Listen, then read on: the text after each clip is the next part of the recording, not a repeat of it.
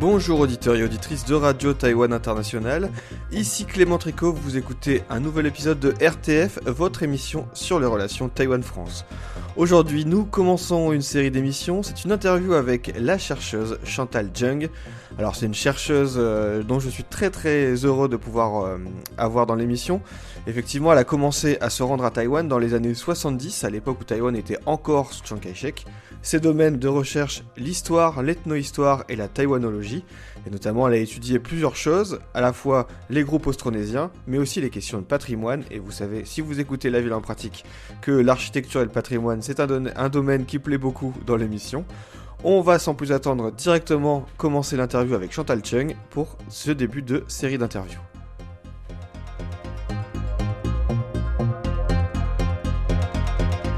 Chantal Zheng, vous êtes professeure émérite, vous êtes ethno-historienne et vous êtes entre autres taïwanologue. Aujourd'hui, on va parler de vous, on va parler de vos travaux de recherche, mais une question que j'adore poser à des personnes qui ont un recul comme le vôtre, c'est déjà pour commencer revenir un peu en arrière et savoir qu'est-ce qui vous a conduit, ne serait-ce qu'à vous intéresser à Taïwan. C'est très simple, hein. En 1972, il n'y avait pas beaucoup de possibilités, si on étudiait le chinois, donc d'aller le pratiquer dans un pays en Asie. Il restait Hong Kong, Singapour et Taïwan. Et puis là, dans mon cas, c'était en fait, je crois, l'initiative d'un prof qui était un peu spécial, très dynamique, qui nous avait un petit peu encouragé quelques étudiants qui voulaient aller en Asie à nous rendre à Taïwan. Après, c'est vrai que j'avais passé, à l'époque, on faisait notre licence à Paris. Notre DUG qui était en 3 ans, je le faisais à Aix-en-Provence. Et puis après, la licence à Paris. Et alors à Paris, avec les étudiants de la classe, on s'était liés d'amitié avec les profs chinois. Et puis il y en avait un qui était un Taïwanais pur et dur, qui nous avait aidés à trouver un poste d'assistante. Moi, je dis assistante parce on est partis à deux, une amie et puis moi. Donc, dans le cadre de l'université Tanjiangdache. Voilà, ça a commencé comme ça. C'est un peu le hasard, mais c'était un hasard sympathique quand même, parce que c'était recommandé par notre prof qu'on aimait beaucoup. Et puis, c'est vrai qu'on n'avait pas trop la possibilité. Hong Kong ne nous disait pas grand-chose. Singapour non plus. Taïwan évoquait quelque chose déjà de plus mystérieux, d'attirant. Et c'était donc ça dans les 1972. Donc c'était encore sous Chiang Kai-shek. Voilà. Et donc comment ça s'est passé? Quel sujet vous avez commencé à explorer et étudier quand vous étiez sur place au début? Toutes les populations austronésiennes. À cette époque-là, je finissais ma thèse, qui était une thèse de sinologie classique sur un ouvrage qui s'appelle le Shi Chunqiu, donc qui date d'un siècle avant Jésus-Christ, et qui était une sorte de chronique calendérique des rites. Bon, enfin, c'était le début de ma formation. Et donc, je travaillais là-dessus. Je n'avais pas, à cette époque-là, d'intérêt particulier pour les cultures austronésiennes, d'autant qu'elles étaient quand même assez protégées, pour ne pas dire emmurées, au fond de leur montagne. On n'avait pas l'autorisation d'y aller.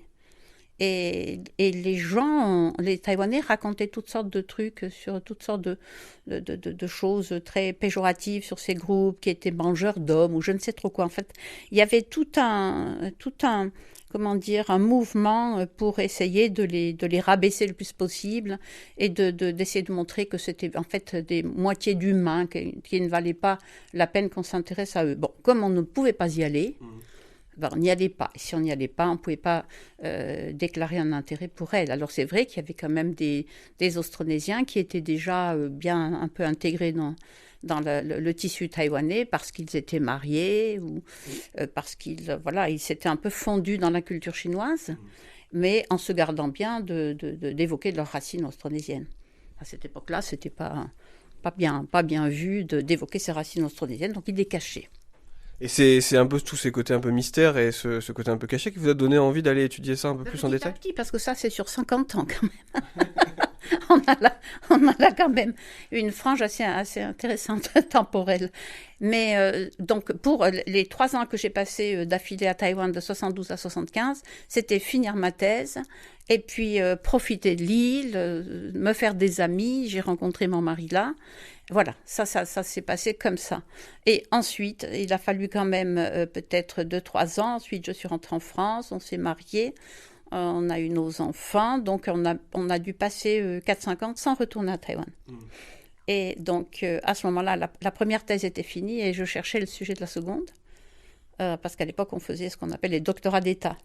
Et pour le doctorat d'État, j'ai choisi les sociétés austronésiennes parce qu'entre-temps, donc le temps avait passé de 72, je crois que j'ai commencé à écrire des choses en 79, 78, 79, 80. Bon, dans les années 80, il y avait quand même une libéralisation. On pouvait y aller avec une autorisation.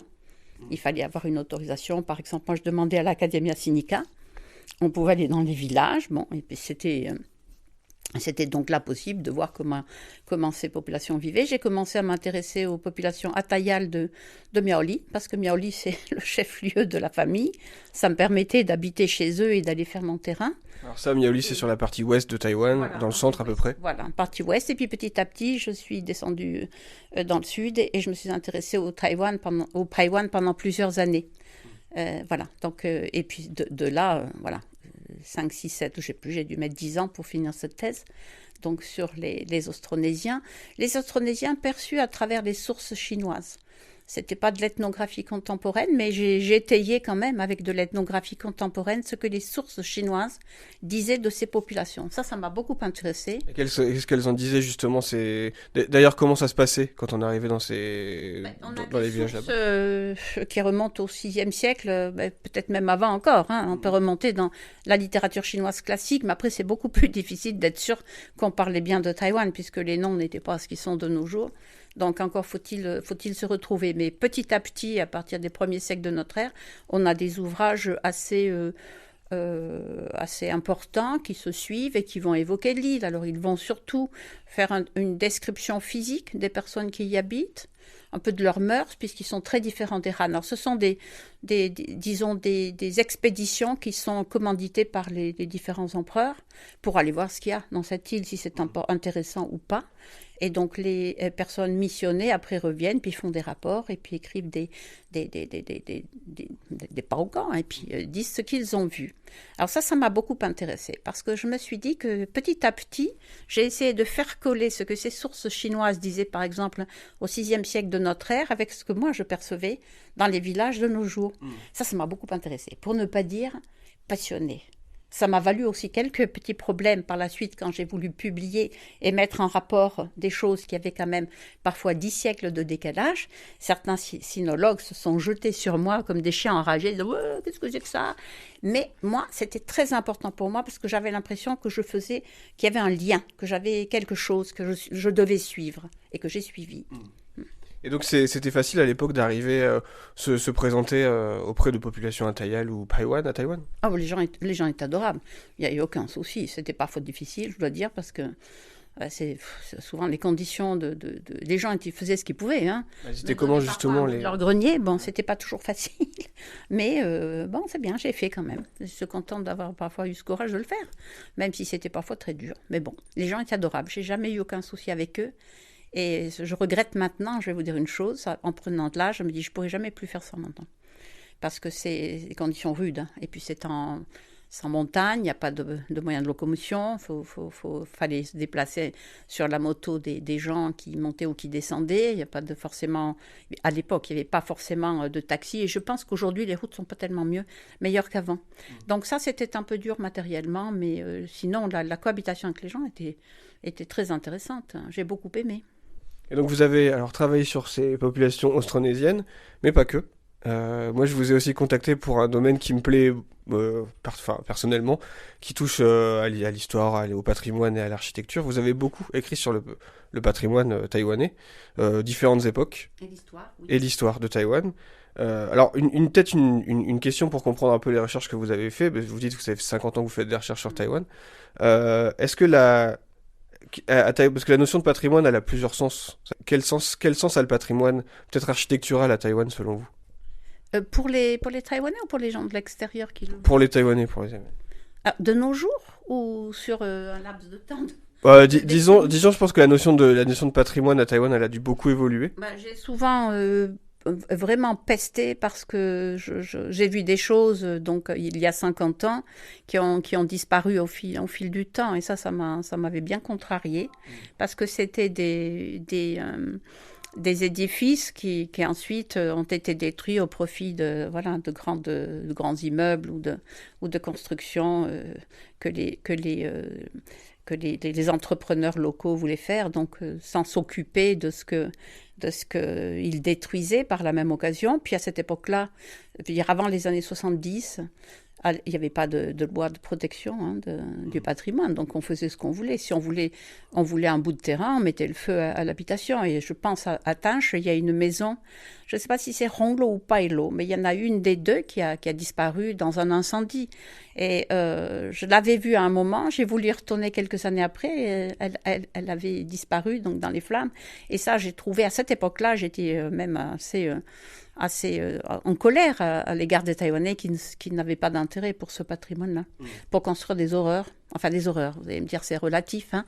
Peut-être que ça plaît, bon, je ne sais pas, mais pour construire d'autres choses, alors qu'une partie, ces constructions, elles étaient quand même le fait de riches familles bourgeoises qui, au début du XXe siècle, fin 19e, début 20e, sous l'influence de ce que les étrangers faisaient à Hong Kong, Singapour ou sur la côte est de la Chine, avaient envie de montrer qu'elles avaient un bon niveau de vie, qu'elles vivaient comme les Occidentaux, qu'elles étaient capables d'avoir une architecture occidentale, voire même s'habiller à l'occidental, avoir des meubles occidentaux, et je trouve que c'est un morceau de l'histoire qui est parti dans les flammes. Et c'était dommage, voilà. Alors, la notion de patrimoine, à cette époque-là, elle n'existe pas.